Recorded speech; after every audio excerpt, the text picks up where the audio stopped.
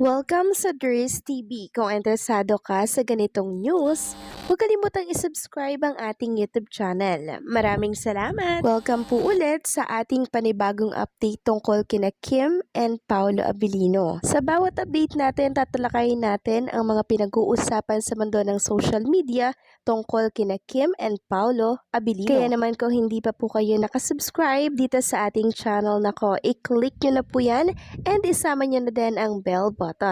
So ayan, welcome back again sa ating YouTube channel mga kakimpaw, and sa update natin ito, ang pag-uusapan natin ay tungkol sa mga importanteng ganap kina Kim and syempre kay Paolo Abilino. Pero bago po ang lahat, maraming salamat sa inyong patuloy na pagsuporta at pagsubaybay sa mga daily update natin. Kaya naman bilang pasalamat, narito pa mga napili kong komento patungkol yan sa naging previous update. Unang komento mula po ito kay Kao Morio. Sabi niya, para malinaw po ASAP event po ito, hindi po para sa Kimpaw lang. Si Kimi po ay regular host si Kimi. Si Paolo po ay guest performer ng ASAP. Kaya mauuna ang mga host kasi nga may rehearsal at photoshoot pa sila at may meet at greet ang mga ASAP regular host. Ang mga guest performer ay susunod lang. Kasi wala pa naman silang gagawin doon.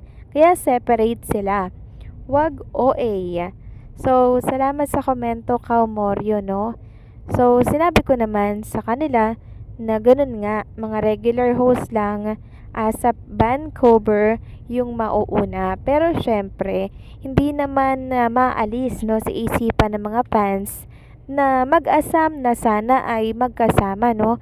Si Kim and Paolo Abilino, kasi ito yung napakasimple lang na kasiyahan ng mga OFW natin, 'di ba? So bakit hindi na lang pagsabayin? Isang araw lang din naman yung pagitan, 'di ba? So bakit ipagkakait pa 'yun? Kaya naunawaan ko yung mga sentimiento at kagustuhan ng mga OFW yung fans ng Kim Pao diyan sa Vancouver. Gusto nilang makitang magkasama si Kim and Paolo Abilino na dumating dyan sa Canada, 'di ba? Hindi naman siguro kalabisan yung kahilingan ng mga Kim Pao fans, 'di ba? Kaya hopefully, kahit imposible, sana mapagbigyan, 'di ba, yung mga request ng fans, 'di ba? Kasi Kim and Paolo yan ano yan sikat na couple. I mean, sikat na tambalan na kilala hindi lang sa ating bansa, maging sa labas ng ating bansa.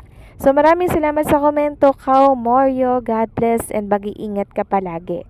At ang pangalawang komento naman mula po kay Ginang Norma Dayag. Sabi niya, "Good AM, there's so much to be waiting for, lalong-lalo na sa aming seniors na hopefully ay makita namin ang mga anak nila.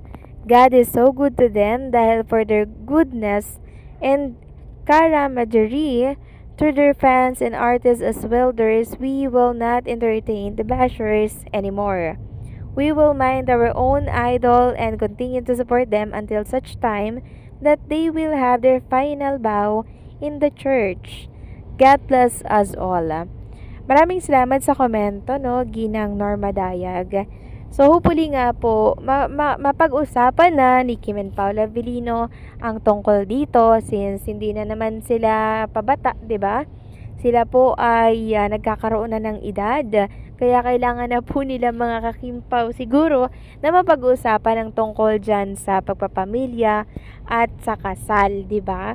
Oo, hindi pa sila umaamin, pero hindi naman po tayo, 'di ba, pinanganak kahapon para hindi malaman kung anong meron sa kanilang dalawa. Yun lang yon mga kakimpaw. Kaya ano pa ba ang kasunod niyan?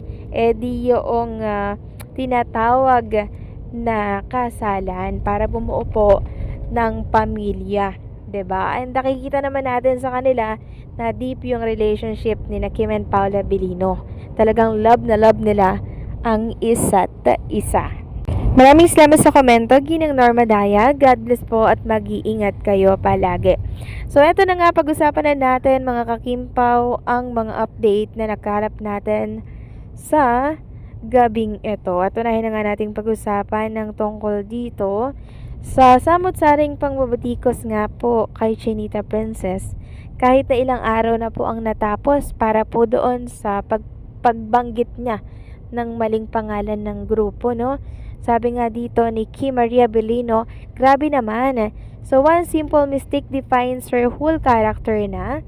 Honest mistake nga daw eh. Di pa rin nagigets ng iba. Sabi dito sa na-repost ng isang Kim Pao page, I hope ABS-CBN is aware that ito tinag niya po mga kakimpaw speaks about their artists online like this. So, yan po yung pinagsasabi po nila kay Chinita Princess. Katulad nito, think she couldn't be handled it bit more gracefully. Like, sorry guys, at least now I discovered a new band for playlist. So, hindi pa rin talaga sila makamove on, mga kakimpaw, no? Sige pa rin po ang pambatikos nila kay Chinita Princess. Hopefully, may gawin po ang management ni Chinita Princess, 'di ba?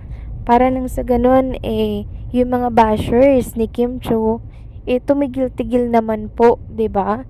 Meron nga pong nagsasabi ang mga fans na dapat pagtuunan ng pansin itong mga pangbabatikos kay Chinita Princess.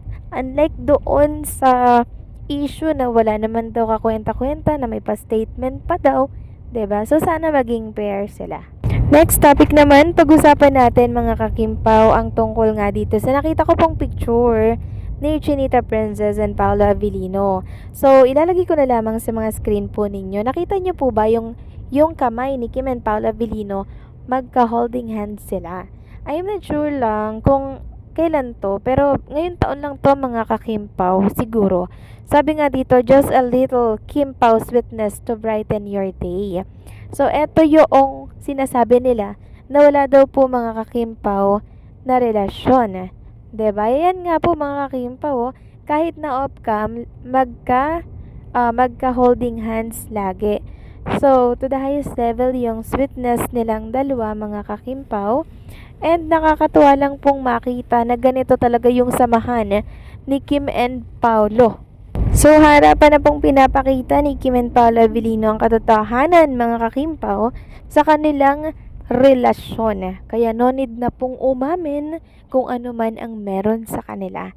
Basta para sa atin, para sa akin, napakalinaw na po nitong mga pinapakita nila sa mundo ng publiko, 'di ba? And sa mundo po ng social media. Kaya ano pa bang iisipin ng maraming fans dito? Di kasala na yung sunod, 'di ba?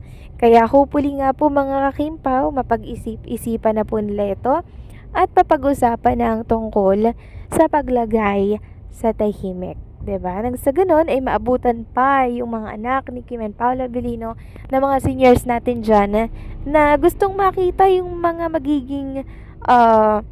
magiging bunga ni Kim and Paolo. 'Di ba? So, anong sa inyo dito mga kakimpaw? Please comment down below.